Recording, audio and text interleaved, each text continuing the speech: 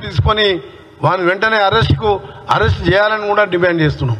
అలా బిడ్డ ఏమంటుంది, స్థానికంగా ఉండే ఎవరు కూడా ఇంత ధైర్యం చేయరు, బయటికి వెళ్ళి కిరాయి మూటను తీసుకొని హత్య చేయించిందని క్లియర్ కట్గా వాళ్ళ డాక్టర్ చెప్పింది, వాళ్ళ భార్య చెప్పింది. ఎవరన్నా ఆయనకు శత్రువులు ఉన్నాడా అంటే రాజలింగం ముందు ఒక మనిషి కూడా శత్రువులు లేరు ఆయనకు. ఎవరు చంపుతారు ఆయనని? అంత కిరాతకంగా ఎవరు చంపుతారు? కేసు మన 11/2 ఫిబ్రవరి 2 రోజు ఉండే మన డిస్టిక్ ప్రిన్సిపల్ జడ్జి దగ్గర. ఇంకెవరు ఆయన శత్రువులే లేనప్పుడు ఎవరు చంపుతారు చెప్పండి మీరు? ఆయనకు ఆస్తులు లేవు, పాస్తులు లేవు, ఏం లేదు, సామాజిక కార్యకర్త. నువ్వు నీ కుటుంబ సభ్యులు నీ బంధువులు దోసుక తిని ఇవాళ ఎదురు తిరిగితే చంపిస్తారా? పాపం తగిలిపోతారు చెప్తున్నా. మీరు తప్పకుండా చట్టపరంగా శిక్ష పరంగా ఫాస్ట్ ట్రాక్ కోర్టు ఏర్పాటు చేయాలని మా సీఎం గారికి కూడా డిమాండ్ చేస్తూ, గౌరవ న్యాయమూర్తులకు కూడా, ఎందుకంటే క్లియర్ కట్గా వాళ్ళ భార్య బిడ్డలే ఇస్తున్నారు. దాంతోపాటు సిబిసిఐడి ఎంక్వైరీ చేస్తారా, ఫాస్ట్ ట్రాక్గా సిట్ ఏర్పాటు చేస్తారా, చర్య తీసుకొని కేసీఆర్ కానీ ఎవరన్నా కానీ హత్య చేసినప్పుడు వదిలిపెట్టే ప్రసక్తే లేదు, వారి మీద చర్య తీసుకోవాలని మా డిమాండ్. ఎంక్వైరీ చేయాలి, సిబిసిఐడి ఎంక్వైరీతో పాటు 24 అవర్స్లోనే క్లియర్గా నిందితులని వాళ్ళ భార్యనే అందరి ప్రజల ముందర వేలాది మంది సమక్షంలో చెప్పింది కాబట్టి ఇమీడియట్గా అరెస్ట్ చేయాలనే మా డిమాండ్తో పాటు కేసీఆర్కి చెప్తున్నాం, నువ్వు చరిత్ర ఈనుగా మిగిలిపోతావు. ఆ రోజు దొంగ దీక్షలు చేసి తెలంగాణ నువ్వు తెచ్చుకున్నట్టు దళిత ముఖ్యమంత్రి అని చెప్పి లక్షలు దోసుకున్నావు. ఇవాళ అమాయకులైన దోపిడి ఎదిరించి కోర్టులో కొడుతున్న వాళ్ళని మర్డర్ చేపిస్తున్నావు. దీనికి తప్పకుండా దేవుడు ఉన్నాడు, పైన ప్రజలు ఉన్నారు, ఇలాంటి మానుకోమని చెప్పి మీ స్వచ్ఛందంగా మీ ఎక్స్ఎమ్మెల్యేని సరెండర్ కమ్మని, దాంతోపాటు మా ముఖ్యమంత్రి గారిని కూడా కలుస్తాం. మా ముఖ్యమంత్రి గారు ఆల్రెడీ దీని ఇంటెలిజెన్స్ కానీ పోలీసు వాళ్ళు చట్టం దాని పని దాన్ని చేసుకుంటుంది. ఇలా మేము డిమాండ్ చేసేది ఒకటి కాదు, 2 కాదు, కలెక్టర్నే ఏకంగా కలెక్టర్ని కూడా మర్డర్ చేయడానికే పోయిండ్రు మీరు. కేసీఆర్ మీద కేసు వేస్తే వాడిని చంపేసిండ్రు రాజలింగమూర్తిని. అంటే ఏం చేద్దాం అనుకుంటారు మీరు తెలంగాణని? తప్పకుండా కఠినమైన చర్యలు తీసుకొని ఎంత పెద్దవారు ఉన్నా సరే శిక్షిస్తాం. మేము రేపు పొద్దున ముఖ్యమంత్రి గారు కూడా దీని మీద ఇప్పటికే డీటెయిల్గా ఎంక్వైరీ, రాత్రికి వెళ్ళి ఎంక్వైరీ కూడా నడుస్తుంది. ఇప్పుడు వాళ్ళ భార్య బిడ్డ వాంగ్మూలం కూడా ఇచ్చింది కాబట్టి డిమాండ్ చేస్తూ ఉన్నారు.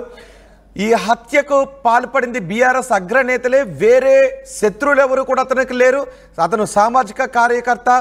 కాళేశ్వరం అవినీతిని ప్రశ్నిస్తున్నందుకే ఈ హత్య చేశారు అని కుటుంబ సభ్యులే ఆరోపిస్తున్నారు. ఎందుకంటే వేరే ఆధారాలు అవసరం లేదు, వెంటనే బీఆర్ఎస్ అగ్రనాయకత్వాన్ని అరెస్ట్ చేయాలని కోమటిరెడ్డి డిమాండ్ చేస్తున్నారు. మా ప్రతినిధి మధు ఉన్నారు పూర్తి సమాచారం అందించడానికి. మధు, రాజలింగమూర్తి కుటుంబ సభ్యులు సంచలన ఆరోపణలు చేశారు. బీఆర్ఎస్ అగ్రనాయకత్వం ఈ హత్య వెనుక ఉంది. మాజీ ఎమ్మెల్యే గండ్ర వెంకటరమణారెడ్డి ఉన్నారు ఈ హత్య వెనుక అని ఆరోపణలు చేస్తున్నారు. మంత్రి కోమటిరెడ్డి వెంకటరెడ్డి కూడా ఇప్పుడు అవే ఆరోపణలు చేస్తున్నారు. కుటుంబ సభ్యులు ఆరోపణలు చేస్తున్న నేపథ్యంలో పోలీసులు, కోర్టులు ఈ ఆరోపణలను సుమోటోగా తీసుకోవాలి అంటూ చెప్తూ ఉన్నారు. మరి బీఆర్ఎస్ నాయకులు ఏమన్నా మాట్లాడుతూ ఉన్నారా? ఈ హత్య కేసులో ఏం జరిగే అవకాశం కనిపిస్తోంది? ఎగ్జాక్ట్లీ గండ్ర వెంకటరమణారెడ్డి కొద్దిసేపటి క్రితం మాట్లాడారు, మీడియా సమావేశం ఏర్పాటు చేశారు. ఆయన మీడియా సమావేశంలో ఈ హత్య రాజకీయాలకు సంబంధించి మంత్రి కోమటిరెడ్డి వెంకటరెడ్డి మాట్లాడినటువంటి మాటలను ఆయన ఖండిస్తూ ఆయన స్టేట్మెంట్ ఇచ్చారు. అయితే ఈ ఘటన వెనకాల కేసీఆర్ కుటుంబ సభ్యులు ఉన్నారు, హత్య చేయించింది గండ్ర వెంకటరమణారెడ్డి అనేటువంటిది కోమటిరెడ్డి వెంకటరెడ్డి కొద్దిసేపటి క్రితం గాంధీ భవన్లో మీడియా ద్వారా చెప్పే ప్రయత్నం చేశారు. సో ఆ కాళేశ్వరానికి సంబంధించినటువంటి అవినీతి విషయంలో కేసు వేశారు. మొత్తం కేసీఆర్తో పాటు 5 మంది ఉన్నారు. ఆ 5 సంబంధించి ఫ్యూచర్లో శిక్ష పడే అవకాశం ఉంది.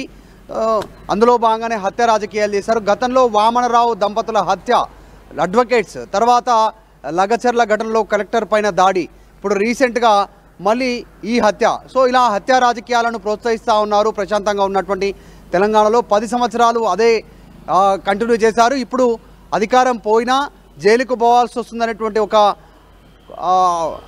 భయంతో ఈ రకంగా హత్య రాజకీయాలకు పాల్పడుతూ ఉన్నారు. శిక్ష పడాల్సిందే.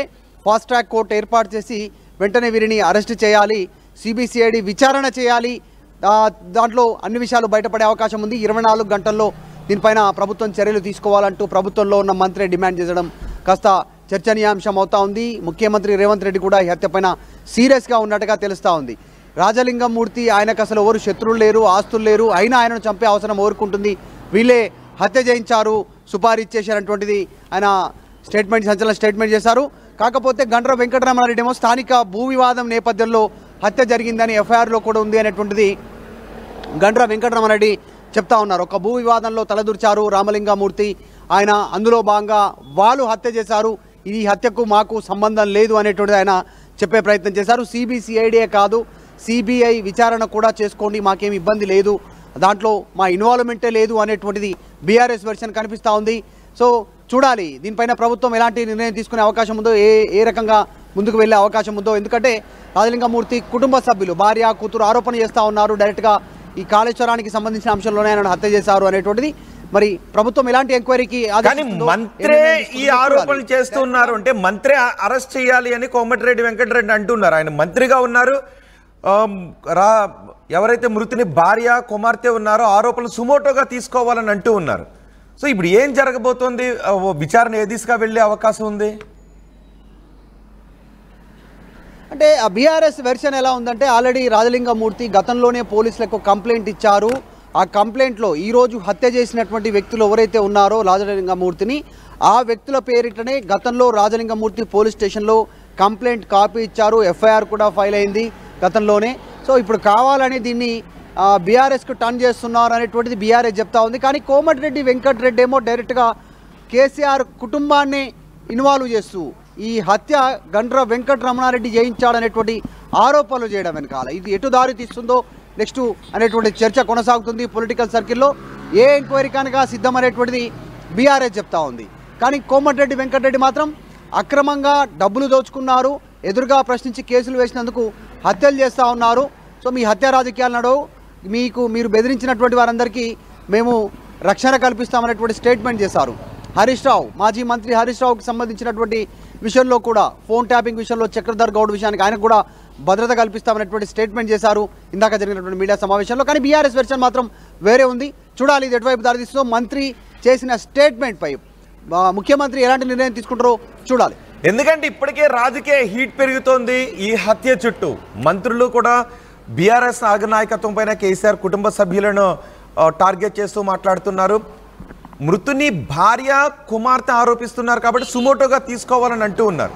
సో పోలీసుల దగ్గర ఏదైనా ఆధారాలు ఉన్నాయి, ఏదైనా కీలక ఆధారాలు క్లూస్ ఏమైనా లభించాయి? హత్యకు రాజకీయ కారణాలైనా, మేడిగడ్డ వెనుక జరిగిన అవినీతిని ప్రశ్నిస్తున్నందుకే ఈ హత్య జరిగిందని ఆరోపిస్తున్నారు కాబట్టి అదే కారణం ఉందా? లేదంటే అతనిపై ఇంకా కేసులు ఉన్నాయి, ఇంకా వేరే కేసులో కూడా ఇన్వాల్వ్ అయ్యాడు, ఇంకా సామాజిక పోరాటాలు చేస్తున్నారు కాబట్టి ఇంకెవరైనా శత్రువులు ఉండే అవకాశం ఉంది అని పోలీసులు ఏమైనా భావిస్తున్నారా? అంటే బీఆర్ఎస్ చెప్తా ఉంది, పోలీసులు ఇంతవరకు అయితే చెప్పలేదు. కాకపోతే కొద్దిమంది ఒత్తిడితో రాజలింగమూర్తి భార్య కూతురు కేసీఆర్ పైన గండ్ర వెంకటరమణారెడ్డి పైన వారి పేర్లు చెప్పాలనేటువంటి ఒత్తిడి చేస్తూ ఉన్నారు. అందులో భాగంగా వాళ్ళు చెప్తా ఉన్నారనేటువంటి బీఆర్ఎస్ చెప్తా ఉంది. కానీ ఇక్కడ కాంగ్రెస్ వెర్షన్ డైరెక్ట్గా మంత్రి కోమటిరెడ్డి చెప్తా ఉంది ఏంటంటే, వేల కోట్ల అక్రమాలు జరిగాయి, అక్రమాలను క్వశ్చన్ చేస్తూ ఆయన కోర్టుకు వెళ్ళడంతో, కేసు వేయడంతో సామాజిక కార్యకర్తగా ఉండి ఆయనను హత్య చేశారు. రేపు ఫ్యూచర్లో కాళేశ్వరం విషయంలో వీళ్ళందరూ జైలుకు వెళ్లాల్సినటువంటి పరిస్థితి ఉంది. కేసీఆర్, హరీష్ రావు, ఇంకా మరొక 5. సో వీళ్ళందరూ వెళ్లాల్సినటువంటి సిచ్యువేషన్ ఏర్పడుతోంది. అందులో భాగంగా ఆయనను హత్య చేయించారు, ఇది కరెక్ట్ కాదు అనేటువంటిది కోమటిరెడ్డి చెప్తా ఉన్నారు. ఇప్పుడు జరిగినటువంటి హత్యా విధానం పూర్తి స్థాయిలో నిజంగానే ఎంక్వైరీ చేస్తే ఎందుకు హత్య జరిగింది అనేటువంటిది, హత్య చేసిన వాళ్ళు నిందితులు తెలుసు ఎవరు చేశారో పోలీసుల దగ్గర సమాచారం ఉంది కాబట్టి వారిని సరైనటువంటి రూట్లో ఎంక్వైరీ చేస్తే వివరాలన్నీ బయటకు వచ్చే అవకాశం ఉంది. నిజంగానే రాజలింగమూర్తి ఏదైనా భూ వివాదంలో తలదూర్చారా, ఆయన లేకుంటే వాళ్ళపైన ఏమైనా కేసు వేశారా, సామాజిక కార్యకర్తగా ఉండి ఎవరైనా క్వశ్చన్ చేశారా, ఒకవేళ భూముల విషయంలో ఏదైనా అక్రమాలు జరిగితే ఆయన వారికి అండగా నిలబడే ప్రయత్నం చేశారా, ఎందుకు రాజలింగమూర్తి ఈ హత్య జరగకంటే ముందు కంప్లైంట్ ఎందుకు ఇచ్చారు పోలీస్ స్టేషన్లో, ఆ ఎఫ్ఐఆర్ కాపీలో హత్య చేసినటువంటి వారి పేర్లు ఎందుకు మెన్షన్ చేశారు, ఇవన్నీ ఎంక్వైరీలో తేలే అవకాశం ఉంది. బీఆర్ఎస్ క్లెయిమ్ చేస్తూ ఉంది. కానీ ఇటు అధికార పార్టీ ప్రభుత్వం నుంచి కానీ పోలీసు నుంచి ఎలాంటి ఇంకా వెర్షన్ క్లారిటీగా రాలేదు. డైరెక్ట్గా కుటుంబ సభ్యులు మాత్రం రాజలింగమూర్తి కుటుంబ సభ్యులు కేసీఆర్ తర్వాత గండ్ర వెంకటరమణారెడ్డి వీరిపైన